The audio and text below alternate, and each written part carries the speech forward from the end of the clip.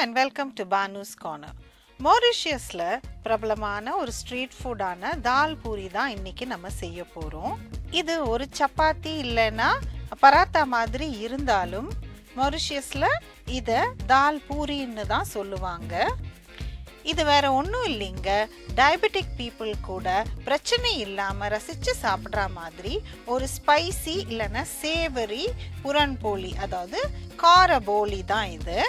பொதுவாக இந்த தால் பூரி ரொம்ப மிருதுவாக ஒரு ப்ரௌன் ஸ்பாட் கூட இல்லாமல் மேல் மாவடியில் பூரணம் லேசாக தெரிகிற மாதிரி தான் இருக்கும். நம்ம சப்பாத்தி பரோட்டா மாதிரி ஏதாவது கறி கூட தான் இதை வச்சு சாப்பிடுவாங்க. ஆனால் இது வெறுமனே சாப்பிடவே ரொம்ப சுவையாக இருக்கும். இந்த தால் பூரி செய்கிறது சுலபம் கிடையாது. இதை பக்குவமாக செய்ய பல முக்கியமான குறிப்புகள் இந்த வீடியோவில் இருக்குது. வாங்க தால் பூரி எப்படி செய்யலாம்னு பார்க்கலாம். அதுக்கு முன்னாடி நீங்கள் இந்த சேனலுக்கு புதுசுனா உங்களுக்கு இந்த வீடியோ பிடிச்சிருந்ததுன்னா லைக் பண்ணுங்கள், ஷேர் பண்ணுங்கள், பானுஸ் கார்னருக்கு சப்ஸ்கிரைப் பண்ணி கீழே உள்ள பெல் ஐக்கானை ப்ரெஸ் பண்ணுங்கள். தேவையான பொருட்களும் அளவும் கீழே டிஸ்கிரிப்ஷன் பாக்ஸில் கொடுத்துருக்கேன், பார்த்துக்கோங்க. மேல் மாவு செய்ய தேவையான பொருட்கள்: ஆல் பர்பஸ் ஃப்ளவர், அதாவது மைதா மாவு, உப்பு, எண்ணெய், பூர்ணத்துக்கு பருப்பு வேக வச்ச தண்ணி.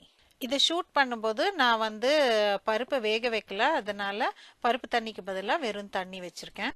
பூர்ணம் செய்ய தேவையான பொருட்கள்: கடலைப்பருப்பு, அதை வேக வைக்க தேவையான அளவான தண்ணி, உப்பு, மஞ்சத்தூள், ஜீரகத்தூள், மிளகாய்த்தூள், எலுமிச்சம்பழ சாறு. நீங்கள் விருப்பப்பட்டால் வேற ஏதாவது ஸ்பைஸ் காம்பினேஷன் கூட சேர்த்துக்கலாம். இப்போ தால் பூரி செய்ய ஆரம்பிச்சிடலாம். பூரணத்துக்கு தேவையான கடலைப்பருப்பை நல்லா கழுவிட்டு 1 மணி நேரம் ஊற வச்சு எடுத்துக்கோங்க. 1 மணி நேரம் கழித்து ஊற வச்ச தண்ணியை கொட்டிட்டு பருப்பு மூழ்கிற அளவுக்கு கிட்டத்தட்ட 3/4 கப்பு தண்ணி விடுங்க. பருப்பில் மஞ்சத்தூள் சேர்த்துட்டு ப்ரெஷர் குக்கரில் பருப்பை 2 விசிலுக்கு வச்சு எடுங்க. குக்கரில் ப்ரெஷர் ரிலீஸ் ஆன பிறகு பருப்பு எப்படி வெந்திருக்குன்னு பார்க்கலாம். பருப்பில் எக்ஸ்ட்ரா தண்ணி இருந்தால் அதை வடிகட்டி எடுங்க. பருப்பு நல்ல மையாக வெந்து வரணும், இந்த அளவுக்கு இருக்கணும், பார்த்துக்கோங்க. வடிகட்டின தெளிவான பருப்பு தண்ணியை வச்சு தான் மேல் மாவை நம்ம பிசைய போகிறோம், அதனால் அதை தனியாக எடுத்து வச்சுக்கோங்க. கிட்டத்தட்ட ஒரு 3/4 கப்பு தண்ணி தேவைப்படும். உங்களுக்கு பருப்பு தண்ணி அதிகமாக இல்லைன்னா தண்ணி சேர்த்துக்கோங்க. எனக்கு அதிகமாக பருப்பு தண்ணி இல்லாததுனால நான் பருப்பு தண்ணியோட கொஞ்சம் தண்ணியும் சேர்த்துக்கிட்டேன். மாவு பிசையும் போது பருப்பு தண்ணி கொஞ்சம் இளஞ்சூடாக இருந்தால் நல்லது. இனி ஒரு சாஸ்பேனில் 2 ஸ்பூன் எண்ணெய் விட்டு ஜீரகத்தூள், மிளகாய்த்தூளை பச்சை வாசனை போக பெரட்டி எடுங்க. கரிச்சிடாதீங்க, லோ ஹீட்லேயே சூடு பண்ணிட்டு நம்ம வேக வச்ச கடலைப்பருப்பை சேர்த்து பெரட்டி எடுத்துடுங்க. இனி பருப்பை ஒரு பவுலில் ட்ரான்ஸ்ஃபர் பண்ணி நல்லா ஆற விடுங்க. நான் பருப்பு வேக வைக்கும்போது உப்பு சேர்க்க மறந்துட்டேன், அதனால நான் உப்பை இப்போ தான் சேர்த்துருக்கேன். நீங்கள் வேக வைக்கும் போதே கூட சேர்த்துக்கலாம்.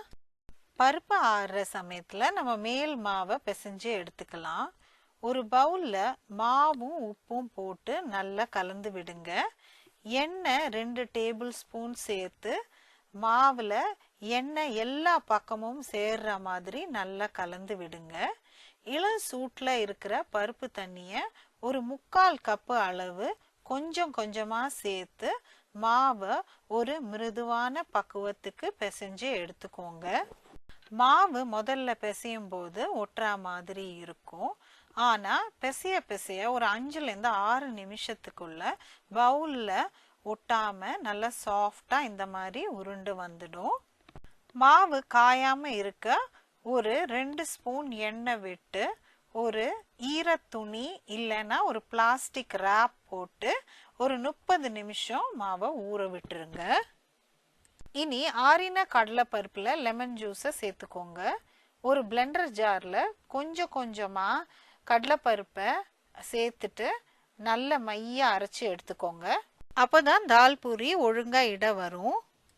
எல்லா கடலைப்பருப்பையும் அரைச்ச பிறகு பூரணம் அதிகமாக ஈரப்பதத்தோட இருந்துச்சு.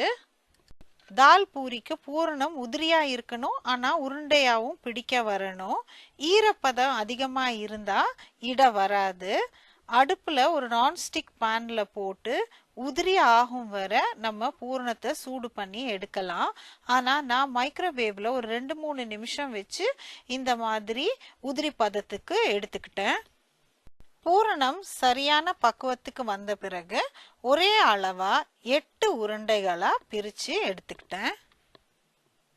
இனி தால் பூரிய நம்ம இட ஆரம்பிச்சிடலாம். மாவு 1/2 மணி நேரமா ஊறிட்டு இருந்தது இல்லையா, அதை எடுத்து ஒரு 8ஆ ஒரே மாதிரி பிரிச்சு உருண்டையா பிடிச்சு எடுத்துக்கலாம். நீங்க பாத்தீங்கன்னா மாவு உருண்டையும் பூரண உருண்டையும் ஒரே அளவுல இருக்கணும். அதே மாதிரி தான் அளவு கொடுத்துருக்கேன்.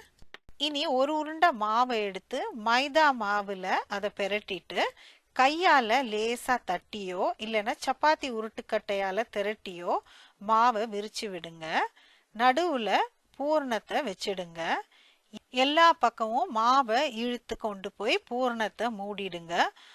பூரணத்தை வச்சு உருட்டின அப்புறம் கையால லேசா தட்டிட்டு அப்புறம் சப்பாத்தி உருட்டுக்கட்டையால எவ்வளவு லேசா தேய்க்க முடியுமோ அவ்வளவு லேசா தேய்ச்சி எடுத்துக்கலாம். இதை விட லேசா தேய்க்க வரும் எனக்கு. ஆனா என்னுடைய சப்பாத்தி கல்லோட சுத்தளவு சின்னது தான், அதனால அதுக்கேத்தாப்புல நான் தேய்ச்சி எடுத்துக்கிட்டேன். இப்போ நான் உங்களுக்கு 2 தால் பூரிய தவால போட்டு காட்ட போறேன். ஒரு மீடியம் லோ ஹீட்ல ஒரு அடிகனமான பேனை சூடு பண்ணி எடுத்துக்கோங்க. இனி திரட்டின தால் பூரிய போட்டு மேல் பக்கம் சின்ன சின்னதா பபிள்ஸ் வர வரைக்கும் வேக வைங்க. லேசா இருக்கிறதுனால அதிக நேரம் ஆகாது. இனி தால் பூரிய திருப்பி விட்டு மேல் பக்கம் எண்ணெய தடவி விடுங்க. பாருங்க, சரியான பக்குவத்துல இருக்கிறதுனால இந்த தால் பூரி நல்லா உப்பி வருது. உள்ள இருக்கிற பூரணம் ஏற்கனவே குக் ஆனது தான், மேல் மாவு மட்டும்தான் வேகணும். அதனால இத சுட அதிக நேரம் ஆகாது. உப்பி வந்த பிறகு திருப்பி போட்டு மறுபடியும் எண்ணெயை தடவி விட்டு எடுக்கலாம், இல்லைன்னா எடுத்துட்டு தடவி விடலாம். சப்பாத்தியோ பராட்டாவோ மாதிரி திரும்ப திரும்ப 4-5 வாட்டி போட்டு எடுக்க கூடாது. நீங்க ஒரு 2 பக்கமும் ஒரே ஒரு தடவை தான் போட்டு நீங்க சுட்டு எடுக்கணும். அடுத்த தால் பூரியை இன்னும் கொஞ்சம் லேசாவும் பெருசாவும் விரிச்சதுனால இன்னொரு பெரிய பேன்ல சுட்டு பார்த்தேன். இந்த தால் பூரி இன்னும் லேசா சாஃப்டாவும் இருந்தது. நாங்க இந்த தால் பூரிய வெஜிடபிள் குருமாவும் பாலக் பன்னீரும் வச்சு சாப்பிட்டோம். சான்ஸே இல்லைங்க, ரொம்ப அருமையா இருந்தது. நீங்களும் இந்த தால் பூரிய உங்க வீட்டுல செஞ்சு பாருங்க. உங்களுக்கு இந்த வீடியோ பிடிச்சிருக்கும்னு நினைக்கிறேன். பிடிச்சிருந்ததுன்னா லைக் பண்ணுங்க, ஷேர் பண்ணுங்க, பானுஸ் கார்னருக்கு சப்ஸ்கிரைப் பண்ணி கீழே உள்ள பெல் ஐகானை பிரஸ் பண்ணுங்க. அடுத்த வீடியோல சந்திப்போம். தேங்க்யூ, பாய்.